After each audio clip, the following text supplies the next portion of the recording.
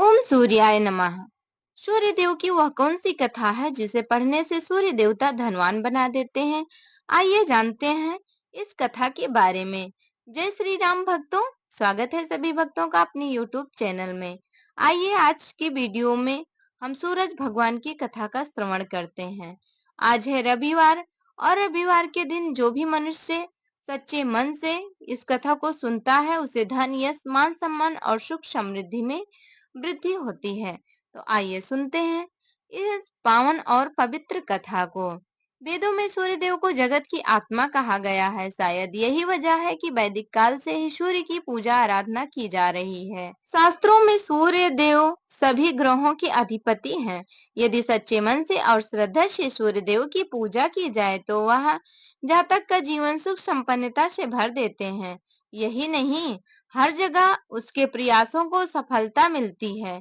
कभी भी निराश नहीं होना पड़ता। यदि इसलिए कहा जाता है कि अगर केवल सूर्य देव की ही पूजा कर ली जाए तो मनुष्य पर सभी ग्रह कृपा करने लगते हैं।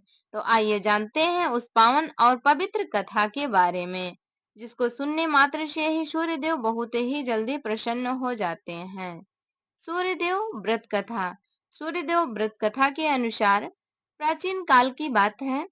एक बुढ़िया थी जो नियमित तौर पर रविवार के दिन सूर्य देव से पूर्व उठकर नित्य कर्मों से निवृत्त होकर अपने आंगन को गोबर से लीपती थी, जिससे वो स्वच्छ हो सके। इसके बाद वो सूर्य देव की पूजा अर्चना करती थी। साथ ही वह रविवार का व्रत भी रखती और कथा भी सुनती थी। इस दिन वो एक समय भोजन करती थी और उससे पहले सूर्य देव को भोग भी लगाती थी। सूर्य देव उस बुढ़िया से बेहद प्रसन्न थे। यही कारण था कि उसे किसी भी तरह का कष्ट नहीं था और वो धन धान्य से परिपूर्ण थी। जब उसकी पड़ोसन ने देखा कि वो बहुत सुखी है तो वो उससे जलने लगी। बुढ़िया के घर में गाय नहीं थी, इसलिए वो अपनी पड़ोसन के आंगन से गोबर लाकर अपने आंगन को गोबर से लीपती थी, क्योंकि उसके यहाँ गाय बंधी रहती थी। पड़ोसन ने बुढ़िया को परेशान करने के लिए कुछ सोचकर गाय को अपने घर के अंदर बांध दिया। अगले रविवार बुढ़िया को आंगन लीपने के लिए बुढ़िया को गोबर ही नहीं मिला। इसी के चलते उसने सूर्य देवता को भोग भी नहीं लगाया, क्योंकि उसने गोबर से अपना आंगन भी नहीं लीपा। जब उसे गोबर मिला ही नहीं तो आंगन लीपे कहाँ से? तो इसीलिए वह सूर्य देवता को भोग भी नहीं लगाई, साथ ही खुद भी भोजन नहीं किया और पूरे दिन भूखी प्यासी रही और फिर सो गई। अगले दिन जब वो सोकर उठी तो उसने देखा कि उसके आंगन में एक सुंदर गाय और एक बछड़ा बंधा था। बुढ़िया गाय को देखकर हैरान रह गई। उसने गाय को चारा खिलाया। वहीं उसकी पड़ोसन बुढ़िया के आंगन में बंधी सुंदर गाय और बछड़े को देखकर और भी ज्यादा जलने लगी कि बुढ़िया के घर में अब तो गाय आ गई है और बछड़ा भी है सुंदर सा। अब वह हमारे घर में गोबर लेने कभी नहीं आएगी। अब तो पड़ोसन उस बुढ़िया माई से और भी अधिक जलने लगी। पड़ोसन जब सुबह उठी तो उसने देखा कि बुढ़िया की गाय के पास सोने का गोबर पड़ा है। उसने सोने को गोबर को वहां से उठाकर अपनी गाय के गोबर के पास रख दिया और सोने के गोबर से पड़ोसन कुछ ही दिन में धनवान हो गई, क्योंकि वह बुढ़िया के गाय का सोने का गोबर रोज लेकर चली आती थी और अपनी गाय का गोबर उस बुढ़िया के गाय के पास रखाती थी। ये कई दिनों तक चलता रहा। ऐसा करते करते पड़ोसन बहुत ही ज्यादा धनवान हो गई। कई दिनों तक बुढ़िया को सोने के गोबर के बारे में कुछ पता नहीं था। ऐसे में बुढ़िया पहले की तरह सूर्य देव का व्रत करती रही, साथ ही कथा भी सुनती रही। इसके बाद जिस दिन सूर्यदेव को पड़ोसन की चालाकी का पता चला, तब उन्होंने तेज आंधी चला दी। तेज आंधी को देखकर बुढ़िया ने अपनी गाय को अंदर बांध दिया। अगले दिन जब बुढ़िया उठी सुबह तो उसने देखा कि उसकी गाय के पास सोने का गोबर है। तब उसे बेहद आश्चर्य हुआ कि हमारी गाय कैसे सोने का गोबर दे सकती है। तब से लेकर आगे तक उसने गाय को घर के अंदर ही बांधा। कभी भी वह अपनी गाय को घर के बाहर नहीं बांधती थी। कुछ दिन में ही बुढ़िया बहुत धनी हो गई। बुढ़िया की सुखी और धनी स्थिति देख पड़ोसन और जलने लगी। पड़ोसन उसने अपने पति को बताया कि बुढ़िया की गाय तो सोने का गोबर देती है।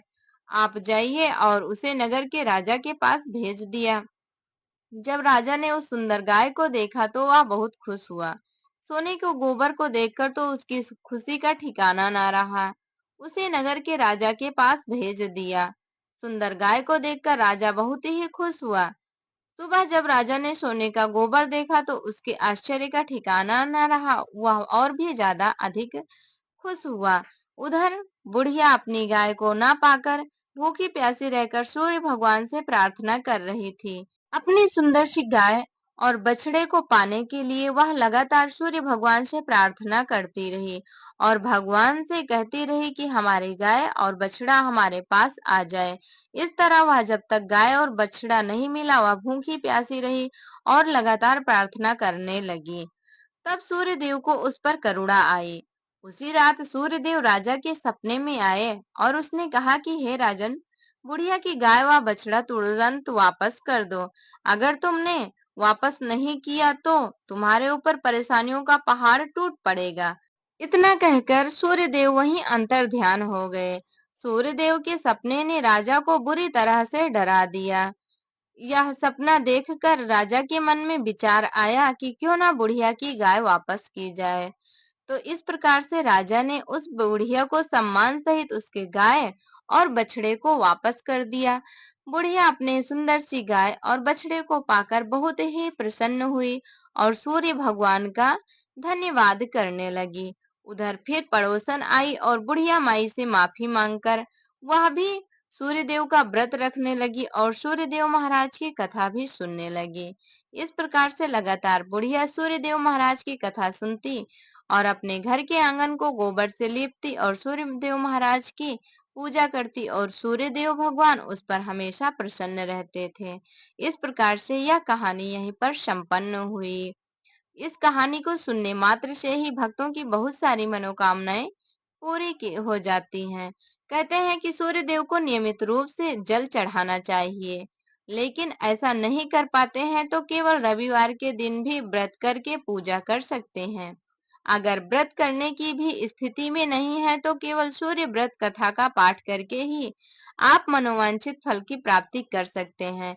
रोज नहीं कर सकते तो आपको कम से कम सूर्य देव की कथा रविवार के दिन अवश्य ही सुननी चाहिए। व्रत करने के लिए रविवार के दिन सूरज निकलने से पहले ही स्नान कर लें। इसके बाद जल में रोली, अक्षत, मिश्री और लाल पुष्प डालकर रख लें। इसके बाद सूर्य देवता को प्रणाम करें, फिर व्रत कथा का पाठ शुरू करें। कथा के बाद जल सूर्य देवता को चढ़ा दें। अंत में व्रत कथा के दौरान हुई भूल के लिए क्षमा प्रार्थना करें कि हे सूर्यदेव, हमसे बीच में यदि कोई भूल हुई हो तो हमें माफ कर देना। इस प्रकार से इस व्रत को संपन्न करें और जो भी मनुष्य इस व्रत को रख रहे हैं उन्हें चाहिए कि व्रत कथा का श्रवण अवश्य ही करें। अगर आप व्रत नहीं रख पा रहे हैं तो भी यदि रविवार के दिन व्रत कथा सुनी जाए तो सूर्यदेव महाराज की कृपा बराबर बनी रहती है। हमें सूर्य देवता को सुबह सुबह जल जरूर अर्पित करना चाहिए। सूर्य देवता जल अर्घ्य से बहुत ही ज्यादा प्रसन्न होते हैं। कोई भी पूजा पाठ करने से पहले सबसे पहले सर्वप्रथम हम सूर्य देवता को जल चढ़ाते हैं, जल अर्पित करते हैं। उसके बाद में हम आगे की पूजा संपन्न करते हैं। तो प्रिय भक्तों, ये वीडियो यहीं तक थी। वीडियो यहीं पर संपूर्ण होती है।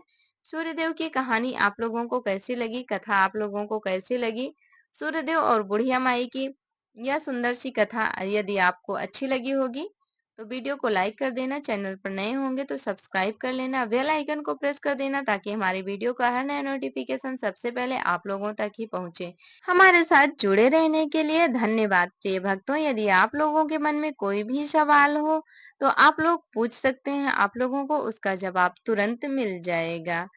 तो सभी भक्तों पर सूर्यदेव महाराज की कृपा दृष्टि हमेशा बनी रहे और बरसती रहे।